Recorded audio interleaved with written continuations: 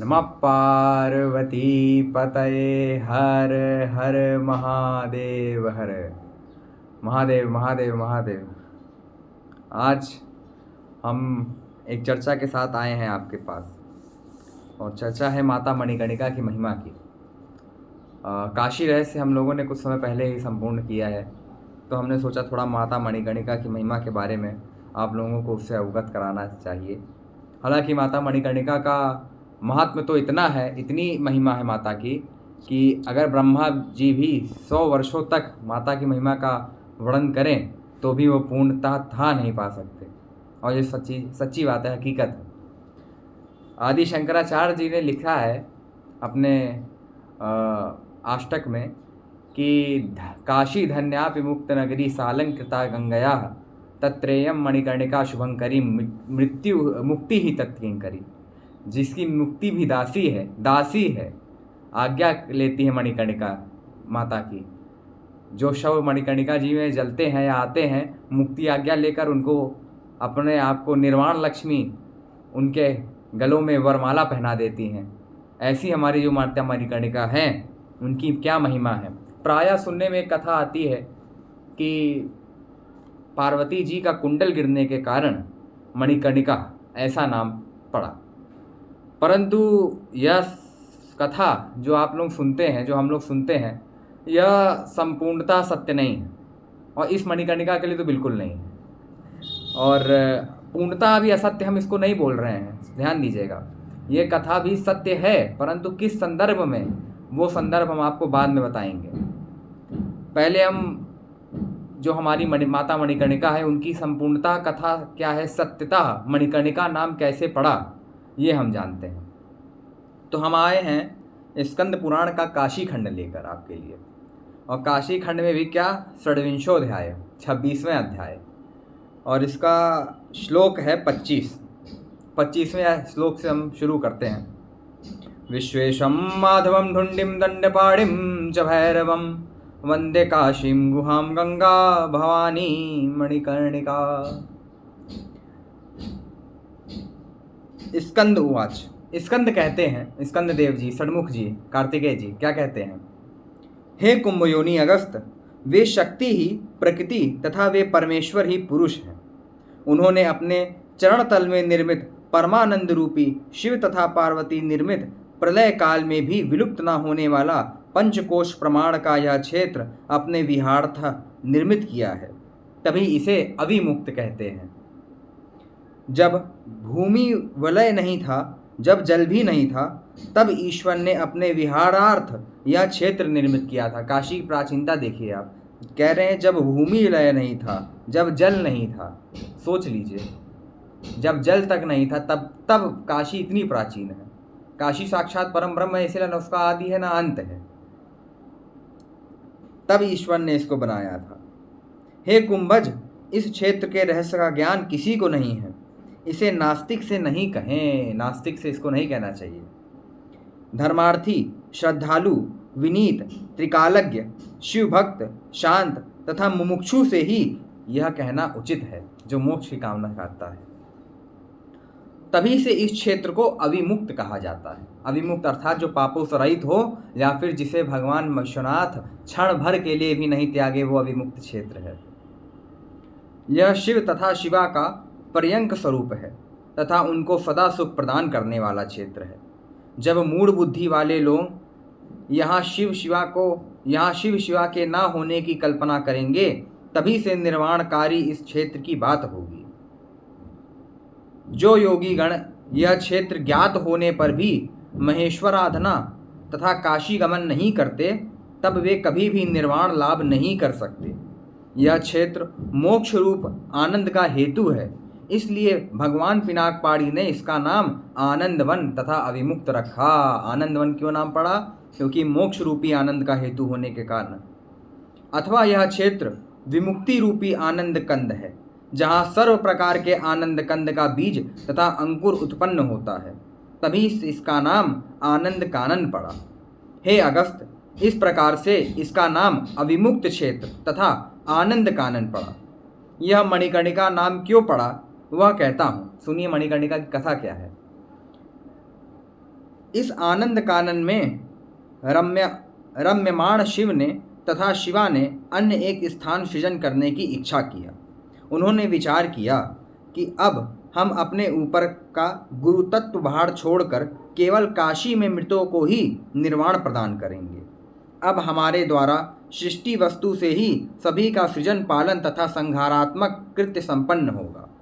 तब हम चिंता से आंदोलित, सत्व रत्नों से पूर्ण, तमोरूपी ग्रह से संकुलित तथा रजा रूप विद्रुम मंडित चित्त समुद्र को स्थिर करके उसके कारण हम इस आनंद कानन में सुखपूर्वक विहार करेंगे। जो चंचल चित्त तथा चिंतातुर है उसे सुख कहाँ। जगत के धाता विभु धूर्जटी शंभु ने चित रूपा जगत दात्री के साथ यह निश्चय किया तथा उन्होंने अपनी सुधास्त्री अपनी दृष्टि को अपने वांग्मय पर प्रक्षिप्त किया। तभी उस वामांग से एक त्रैलोक्य सुंदर पुरुष का आविर्भाव हुआ। देखिए, एक त्रैलोक्य सुंदर का पुरुष का आविर्भाव हुआ। कौन था वो पुरुष? कैसा था यह पुरुष? शांत, सर्वगुण युक्त, गंभीरता में समुद्र को भी पछाड़ देने वाला, क्षमाशील, अनुपम, इंद्रनील के समान द्युति वाला, श्रीमान, पुंडरीक अर्थात कमल नेत्र, स्वर्णवर्ण, 2 वस्त्रधारी, प्रचंड बाहुद्वय युक्त था। आप समझ गए होंगे कौन है। उसके नाभि रूपी हृदय में से कमल प्रमोद से खिल रहा था। वह सर्वगुणालय सर्वकाल निधि था। एकमात्र सर्वोत्तम पुरुषोत्तम ही उसका नाम कहा जा सकता था। वह अनंत महिमा भूषण था। उस पुरुष को देखकर महादेव कहने लगे कि हे अच्युत, तुम महाविष्णु हो। महाविष्णु का प्रादुर्भाव हुआ। किससे? शंभु के और जगतदात्री के साथ संयोग से। रुद्र हृदय उपनिषद में भी यह बात आई है। उमा विष्णु कि इन दोनों के संयोग से, महादेव और पार्वती जी के संयोग से ही विष्णु जी प्रकट हुए। ये वेद की वाणी है। ये रुद्र हृदय उपनिषद की वाणी है, वेद की वाणी है ये। हे अच्युत, तुम महाविष्णु हो। वेद तुम्हारे निश्वास हैं, इससे अब अवगत होगा। वेद द्वारा प्रदर्शित मार्ग द्वारा तुम सब संपादित करो। महेश्वर ने बुद्धि तत्व स्वरूप उस पुरुष से कहा। कह सब कहने के पश्चात देवी शिवा के साथ आनंद कानन में प्रवेश किया। तदंतर भगवान विष्णु ने वह आज्ञा शिरोधार्य करके कुछ क्षण ध्यान किया तथा तप में ही मन को नियोजित कर दिया। वह विष्णु ने चक्र से रमणीय पुष्करणी को खोदा तथा उसे अपने अंग से टपके श्वेत बिंदुओं से भरा। देखिए, अपने चक्र से विष्णु जी ने चक्र पुष्करणी को खोदा है। आप चक्र पुष्करणी आप लोग देख रहे होंगे, घाट के आगे जाएंगे जब मणिकर्णिका जी के, जहाँ रत्नेश्वर महादेव हैं, टेढ़े वाले मंदिर जो हैं, वहाँ के उन्हीं के ऊपर चक्र पुष्करणी है। वहीं उन्हीं के सामने विष्णु चरण पादुका भी है। तो उसको विष्णु जी ने, महाविष्णु जी ने अपने चक्र से खोदा था और अपने श्वेद से, अपने पसीने से उसको भरा था, उस कुंड को। उस चक्र पुष्करणी के तट पर स्थाणु रूपी शरीर धारण किए हुए विष्णु ने वहाँ 55,000 वर्षों तक उग्र तप संपन्न किया। महाविष्णु जी ने 55,000 वर्ष तक चक्र पुष्करणी के समीप तप किया था। वाह, क्या सिद्ध भूमि है। तदंतर महादेव ने पार्वती के साथ तभा प्रभाव से प्रज्वलित निश्चल निमिलित नेत्र ऋषिकेश से अपना मस्तक हिलाकर कहा, हे ऋषिकेश, हे जनार्दन, तपस्या का क्या महत्व है। चित्त में कितना धैर्य है। क्या आश्चर्य है कि ईंधन बिना ही यह तपाग्नि ज्वलित हो रही है। हे महाविष्णु, अब तप का कोई प्रयोजन नहीं। हे सत्तम, वर मांगो। भगवान शिव का यह वचन सुनकर चतुर्भुज विष्णु अपने नयन कमल खोलकर उठे और कहने लगे। क्या कहने लगे? श्री विष्णु कहते हैं, हे देवेश देवेश महेश्वर, यदि आप प्रसन्न हैं तब यह वर दीजिए कि मैं भवानी के साथ आपका सतत दर्शन प्राप्त करूं। हे शशि शेखर, सभी कर्म में, सभी स्थानों में मैं आपको आगे विचरण करते देखूं। मेरा चित्त रूपी भ्रमर सदा आपके चरण कमल का मकरंद पान करने के लिए उत्सुक होकर यत्र तत्र भ्रमण करना छोड़कर निश्चल हो जाए। श्री शिव ने कहा, हे ऋषिकेश, हे जनार्दन, तुमने जो कहा वही हो। मैं और भी वर प्रदान करता हूँ। हे सुरवते, उसे सुनो। तुम्हारी तपस्या का महत्व देखकर मैंने सर्परूप कर्णभार युक्त अपना मस्तक जो हिलाया था, इनकी तपस्या को देखकर जो महादेव ने अपना मस्तक हिलाया था ऐसे करके, उससे क्या हुआ, उस आंदोलन के कारण मेरे कानों से मणियुक्त रमणीय मणिकर्णिका गिर गई। उस सर हिलाने के कारण महादेव कह रहे हैं विश्वनाथ कि मेरे सर हिलाने के कारण मेरे कान का कुंडल गिर गया। किसका कुंडल गिरा है? विश्वनाथ का कुंडल, स्वयं विश्वनाथ का कुंडल गिरा है। तब से सायुज्य मिलने लगा। देखिए, माता का कुंडल नहीं गिरा, विश्वनाथ का ही कुंडल गिरा है। हे शंख चक्र गदाधारी, तुम्हारे चक्र के खनन के कारण निर्मित यह चक्र पुष्करणी पवित्र तीर्थ अब चक्र पुष्करणी नाम से ही विख्यात होगा। श्री विष्णु कहते हैं, हे पार्वती प्रिय, आपके मुक्ता मंडल के गिरने से यह तीर्थ सभी तीर्थों में श्रेष्ठ तथा श्रेष्ठ तीर्थ हो गया। इस लोक में मुक्ति देने वाला क्षेत्र हो गया। यह परम ज्योति का विकास है। इसका अन्य एक नाम काशी भी हो। हे जगद्रक्ष शिव, मैं एक बार और वर मांगता हूँ, वह बिना विचार प्रदान करिए। चरायुज, अंडज आदि 4 प्रकार के प्राणियों के बीच ब्रह्मा से लेकर तृण पर्यंत जो कुछ प्राणी संज्ञक है, वे सभी काशी में मुक्ति लाभ करें। यह वर मांगा है विष्णु जी ने कि सब मुक्ति लाभ करें, अंडज, छेदज, उद्भिक्ष, चरायुज सब मुक्ति लाभ करें। हे शंभु, जो कोई इस मणिकर्ण भूषण तीर्थ में जो महाबुद्धिमान आयु को क्षण भंगुर, विपुल विपत्ति को आसन्न तथा संपत्ति को भी नाशवान तथा कर्म को विपाकमय जानकर एकमात्र अक्षय मुक्ति के लिए इस श्रेष्ठ तीर्थ में संध्या, स्नान, जप, होम, वेदाध्ययन, तर्पण, देव पूजा, गौ भूमि, तिल, स्वर्ण, अश्वदीप, अन्य वस्त्र भूषण, कन्यादान, अग्निहोष्ट आदि यज्ञ, व्रतोत्सर्ग, वृषोत्सर्ग, लिंगादि स्थापना कर्म करे। हे ईशान, आत्मघात प्रायोपवेशन के बिना भी श्रद्धा से अनुष्ठित उपरोक्त अन्य शुभ कर्मों द्वारा भी उसको मुक्ति प्राप्त हो। हे जगदीश्वर, जिस कर्म को करने से कालांतर में अफसोस न हो, मनुष्य का यह किया वह कर्म उसके लिए आपकी कृपा से फलप्रद हो जाए, अक्षय हो जाता है मणिकर्णिका तीर्थ में किया हुआ कर्म। हे सदाशिव, जितने क्षेत्र थे, जितने हैं तथा जितने भविष्य में होंगे, उन सब तीर्थों की तुलना में यह शुभोदय स्वरूप हो। हे प्रभु, जैसे आपसे अधिक मंगल कहीं नहीं है, उसी प्रकार इस आनंद कानन तीर्थ में श्रेष्ठतर कुछ भी नहीं है। सांख्य योग, आत्मबल्लोकन, व्रत, तप, दान के बिना भी यहाँ प्राणीगण को श्रेय लाभ हो। शशक, मशक, कीट, पतंग, तुरंग, उरग सभी पंचकोशी काशी में मृत होकर निर्वाण लाभ करें। जो काशी का नाम लेता है उसका भी पाप क्षय हो। काशी श्रेष्ठ लोगों के लिए सदा सतयुग हो, सदा उत्तरायण एवं महोदय योग हो। हे त्रिलोचन सदाशिव, जो कोई भी श्रुति में वर्णित पवित्र क्षेत्र है, उससे यह क्षेत्र श्रेष्ठतर हो जाए, इतना श्रेष्ठ बना दिया। चतुर्वेदाध्ययन का जो पुण्य है, काशी में 1,00,000 गायत्री जप द्वारा वही प्राप्त हो जाता है। अष्टांग योगाभ्यास का जो पुण्य है, काशी सेवन से उससे भी अधिक फल लाभ होता है। वाह!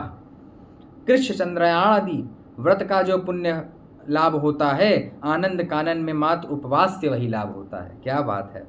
अन्य स्थान में 100 वर्ष तप करने का जो फल है, वह काशी में मात्र 1 वर्ष मात्र भूमि पर शयन द्वारा प्राप्त हो जाए।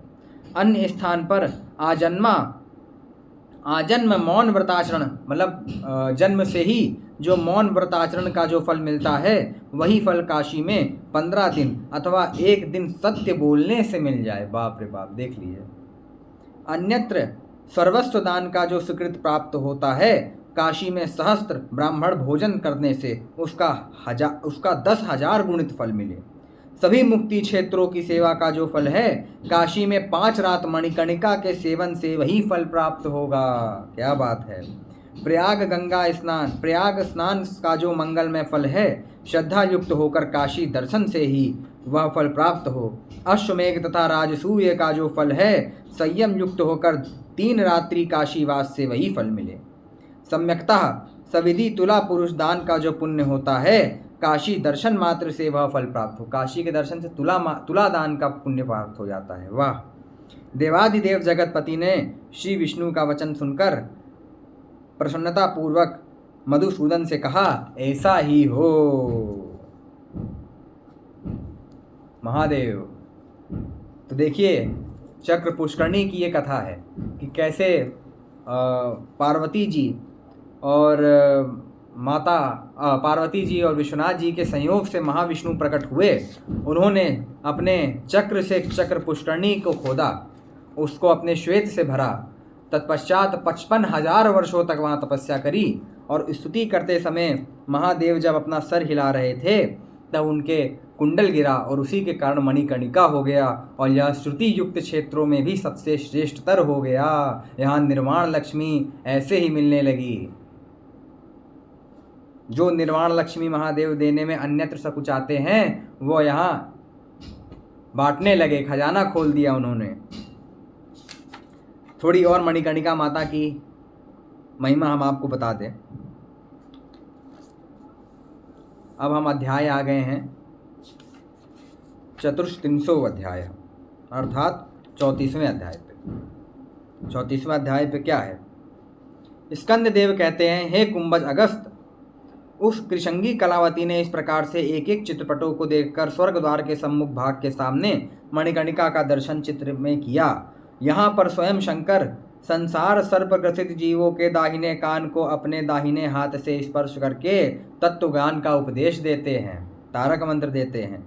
जो गति कपिल योग अथवा सांख्य योग किंवा व्रतादि से भी प्राप्त नहीं होती, उससे यह मुक्ति भूमि लीला क्रम से प्रदान करती है। इस मणिकर्णिका का ध्यान वैकुंठ निवासिनी विष्णु भक्तगण, क्या बात है,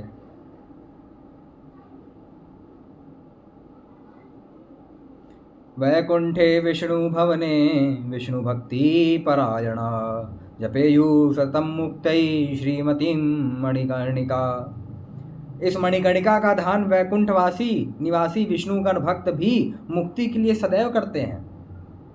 विष्णु के वैकुंठ लोक में जो है, ध्यान से पढ़ लीजिए, पुराण कह रहा है, वो भी मणिकर्णिका मणिकर्णिका जपते रहते हैं मुक्ति के लिए अपनी, क्योंकि वहाँ मुक्ति है नहीं विष्णु लोक में, वैकुंठ लोक में। वहाँ तो पुण्य का भार है, जब तक पुण्य है तब तक है, वरना फिर से पृथ्वी पर। द्विजगण यावत जीवन अग्निहोत्र द्वारा यथाविधि ब्रह्मयज्ञ का अनुष्ठान करके भी चरम मुक्ति लाभार्थ श्री मणिकर्णिका की शरण ग्रहण करते हैं। ये है मणिकर्णिका। वे विधिवत वेदांत पाठ करके तथा ब्रह्मयज्ञ परायण रहकर मुक्तिकामी होकर श्री मणिकर्णिका का आश्रय लेते हैं।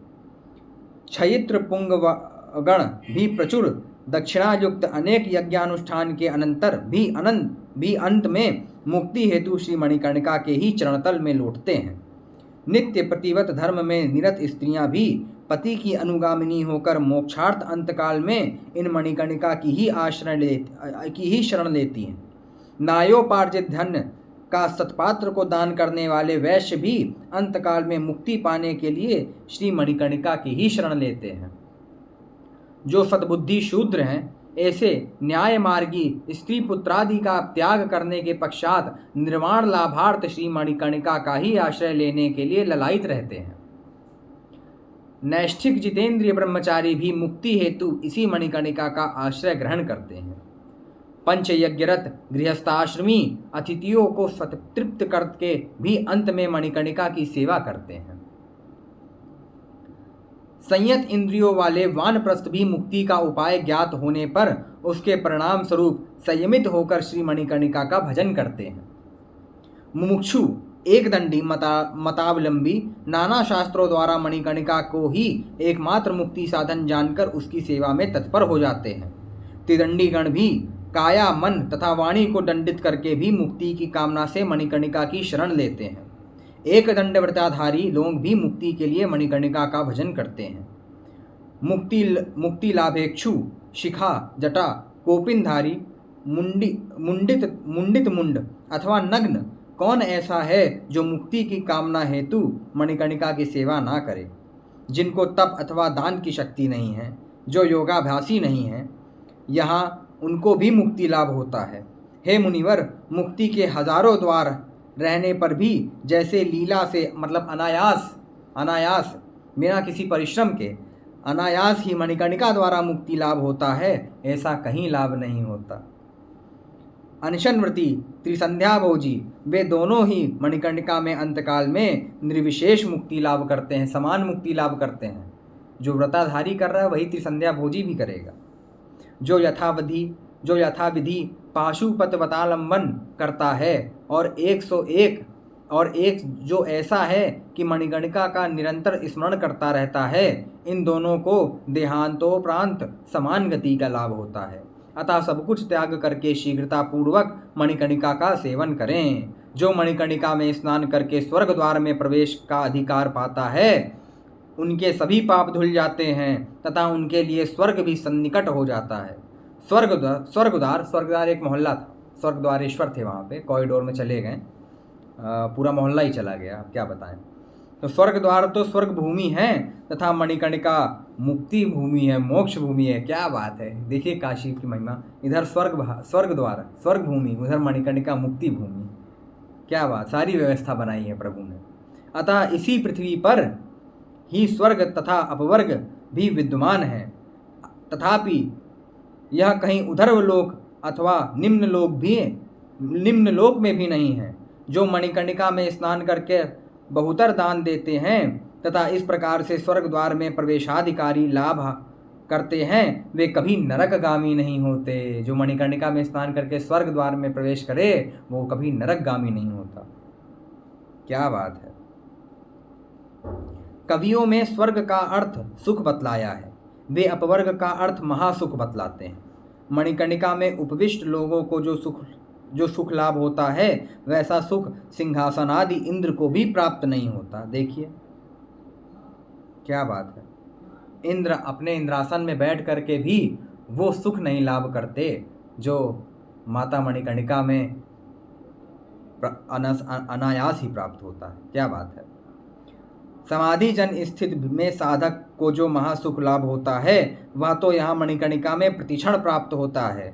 स्वर्ग द्वार के पूर्व और तथा देव नदी गंगा के पश्चिम में सौभाग्य तथा भाग्य का एकमात्र आश्रय रूप अनिवर्चनीय महाक्षेत्र मणिकर्णिका विराजमान है। सूर्य किरणों में जितने बालू कण उद्भासित होते हैं, उतने ब्रह्मा अब तक लयीभूत हो गए, लेकिन मणिकर्णिका तो यथावत है। बाप रे बाप, देख लीजिए, सूर्य किरणों में जितने बालू कण उद्भासित होते हैं, सूर्य के किरणों में जितने पार्टिकल्स हम लोग को दिखते हैं, उतने ब्रह्मा अब तक लयीभूत हो चुके हैं। उतने ब्रह्मा आए गए, उनका कार्यकाल खत्म हो गया, परंतु मणिकर्णिका तो यथाविधि है। अब भगवान की इच्छा से उसमें क्या हो रहा है, अब सरकार क्या कर रही है, वो भगवान जाने, वो देख रहे हैं आप लोग क्या हाल हो रहा है मणिकर्णिका तीर्थ का। परंतु मणिकर्णिका के चतुर्दिक इतने अधिक तीर्थ स्थित हैं कि कहीं तिल मात्र भूमि खाली नहीं। और यह बात सच है, इतने लिंग भी, इतने तीर्थ भी हैं कि कहीं तिल मात्र भूमि खाली नहीं है वहाँ पर। जिसके वंश का कोई भी व्यक्ति मणिकर्णिका में देह त्याग करके मुक्ति लाभ करता है, उसके वंशोत्पन्न संतानगण उसके प्रभाव से देवगण से भी सम्मान लाभ करते हैं। वाह, जो मणिकर्णिका प्राप्त करके मुक्ति लाभ करता है, उसके संतान को स्वर्ग के देवता भी सम्मान प्रदान करते हैं। जो व्यक्ति मणिकर्णिका में पितरों का तर्पण करता है, उसकी उधर्व तन तथा अधा स्तन 7 पीढ़ी का उद्धार हो जाता है। अब मणिकर्णिका की सीमा भी सुन लीजिए आप लोग। मणिकर्णिका में सायुज्य है, इतना ध्यान रखिएगा, सीधा सायुज्य है भैरवी यातना के बाद, परंतु सायुज्य सीधा है भैरवी यातना के बाद। मणिकर्णिका की सीमा क्या है बतलाते हैं। गंगा का मध्य स्थान, गंगा का मध्य समझ गए आप लोग, आधी गंगा। हरिश्चंद्र मंडप, हरिश्चंद्र मंडप कहाँ है? हरिश्चंद्र ऊपर सिंधिया घाट में राजा हरिश्चंद्र का मंदिर, जहाँ पे हरिश्चंद्र हैं, कृष्णेश्वर हैं, याज्ञवल्केश्वर, वैकुंठेश्वर, वशिष्ठेश्वर, ये सब वहीं पे है लाइन से। जमा आदित्य, गंगा केशव ललिता घाट तथा स्वर्गधाम के मध्य का स्थान ही मणिकर्णिका, स्वर्ग द्वार के मध्य का स्थान ही मणिकर्णिका है। ये सीमा है मणिकर्णिका की। तीनों लोग भी यहाँ की धूल कण अर्थात मणिकर्णिका के रज कण के भी समान नहीं। क्या बात है, तीनों लोग भी मणिकर्णिका के धूल के कण के समान नहीं, सोच लीजिए। इसे पाने के लिए तीनों लोग के सभी लोग यत्नशील रहते हैं। बोलो नमः पार्वती पतये हर हर महादेव, हर हर महादेव शंभु काशी विश्वनाथ गंगे, हर हर महादेव शंभु काशी विश्वनाथ गंगे। महादेव महादेव महादेव। तो आज हम लोगों ने एक थोड़ा सा माता मणिकर्णिका की महिमा जानी, और जैसा कि हम बता चुके हैं, माता मणिकर्णिका की महिमा तो कोई नहीं जानता, साक्षात विश्वनाथ ही सिर्फ जानते हैं। परंतु जितना हमसे हो पा रहा है पुराण से ऑथेंटिक जानकारी आपको हम आपके लिए ला रहे हैं। और अगले वीडियो में हम आपको बताएंगे माता मणिकर्णिका के स्नान की महिमा क्या। इसमें भी थोड़ा सा आया था, पर अगले में हम केवल स्नान की महिमा आपको बताएंगे। तब तक के लिए बने रहिए हमारे यूट्यूब चैनल पर। और नमः पार्वती पतये हर हर महादेव। सेयम श्री मणिकर्णिका भगवती देयात सदा मंगलम।